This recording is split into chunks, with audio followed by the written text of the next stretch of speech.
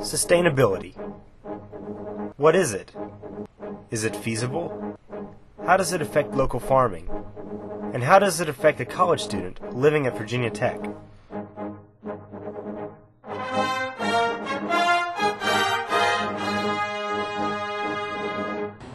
For our Colloquium Magnum semester-long project, we decided to take things in a non-Al Gore manner, but look at environmental sustainability as it applies to our life today. We look at something like The Assault on Reason, the book that was written by Al Gore, or On an Inconvenient Truth, the PowerPoint documentary that was made by him and has become an Emmy-winning film. But those concepts aren't practical on a day-to-day, I'm going to class, I have an exam tonight, I have to go home for Thanksgiving level. We need to work on finding situations that we can solve and make work for our own lives individually on a day-to-day basis, whether we're here in Blacksburg, whether we're home in Richmond, or whether we're working with big power players in Washington. So our project we designed was an environmentally sustainable dinner. What it's based on is the book Animal Vegetable Miracle, A Year of Food Life by Barbara Kingsolver, and edited from her husband Stephen Hopp and her daughter Camille Kingsolver. It's working on building a lifestyle that you can live off the land that you own.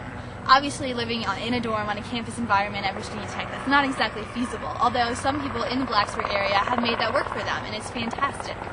So we designed our project as making it based on locally and organically grown foods. And that meant coming here, the Blacksburg Farmers Market, open every Wednesday and Saturday.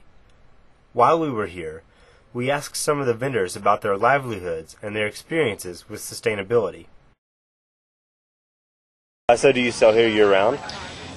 We try to go at least till Thanksgiving, if not later. This year has been a little more difficult with the lack of rain and the unusual weather conditions. So we're hoping to make it into November, but we also sell to Annie K's and to some local restaurants.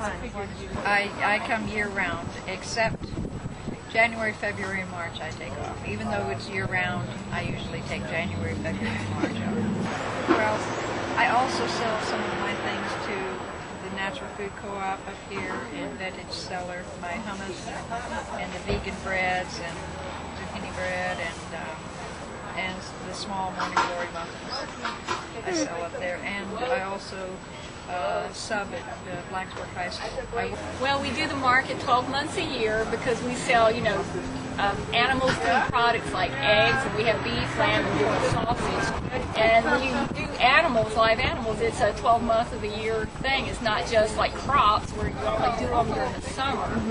And it provides me with a steady income. And I try to be diversified, have crops, my meat products, my canned goods and baked goods. So, I am diversified, so if one thing fails, I've got something to fall back on. Now, he teaches ag at Floyd County High School, but that's not added into this. This is separate. This is mine. I don't have another job. This is it. So, initially, I was very surprised when we went to the farmer's market that so many people said that that was their main source of income, because I felt like they didn't look like they were making all that much money, and it just seemed like that would be very difficult to make a decent living doing, since most of their stuff is not all that expensive to begin with. But then I guess I was thinking about it, and when they talked about how much work it is, I don't know how they could possibly have another job and still be able to bring anything to the farmer's market other than a small garden, which would not really produce any money anyway. So looking at it that way, I feel like they have no choice but to make it their only source of income, since it's got to take up the majority of their time. And I guess I couldn't really ask without sounding rude, but I sort of wonder how well these people live. Do they have are they fine with their house? Do they have nice houses? Do they like their houses? Are they happy with this lifestyle without sounding well, are you poor? I feel like that would be kind of rude. So I kind of wondered about that. Another thing that I was really impressed with, I guess, was the variety of food that was available at the farmer's market. I don't know why, but when I thought of organic food, I kind of automatically associated it with vegetarianism, or just simply with vegetables. So I was really excited to see different kinds of meat and free-range eggs and stuff, because I know free-range eggs at home tend to be better. So that was nice. I was kind of excited to know about that stuff. I might maybe I'll splurge one of these weeks and go get something really good there. I see you're organic certified, right? Yes. So What does that entail? yeah, what does that entail exactly?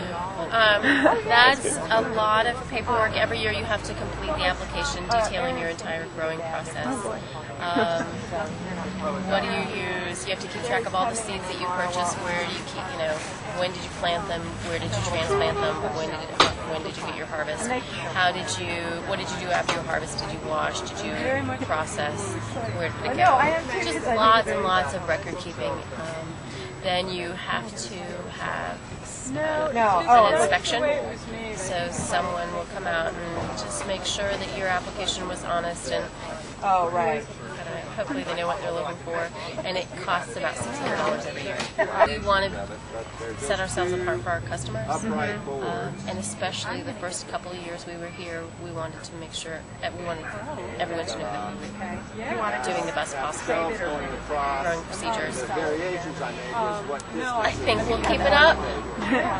In the past, there's been a state rebate program where the State Department of Agriculture was giving you 75% of your money back. I think that's run out, and so we're incurring more of the costs. So I don't know. So if you're all organic, how do you deal with pesticides? What do you use? Fertilizer. Yeah. We don't use any. We don't really use much. If your plants are healthy, if your soil is good, it will resist a lot of the pest problems. We put row cover over things. It's like that nasty fabric that's on the bottom of your box spring. That goes over things to keep. Right now we have a lot of cabbage moth problems. And they lay those little green worms, and they make those little green worms that eat your kale and your collards. So we put row cover over a lot of that. That also keeps off flea beetles and aphids. We plant a lot of flowers and a lot of beneficial crops next to the vegetables. We rotate our crops a lot. Every now and then I will spray a kale and clay on things, like on our beans, to keep the bean beetles from eating the leaves. But if you just nurture your plants and not stress them out, they're less susceptible. Well, we're not a certified organic, but we practice natural, practices, like we use manure instead of chemical fertilizers. We use biodegradable chemicals like for fungicide and insecticide, things that, from Johnny's and Gardens Alive, which biodegrade really quickly. So they're safe to eat the next day, actually. But, those kind of products have to be applied more often because they degrade so quickly. But they're safe to eat and safe to have around animals.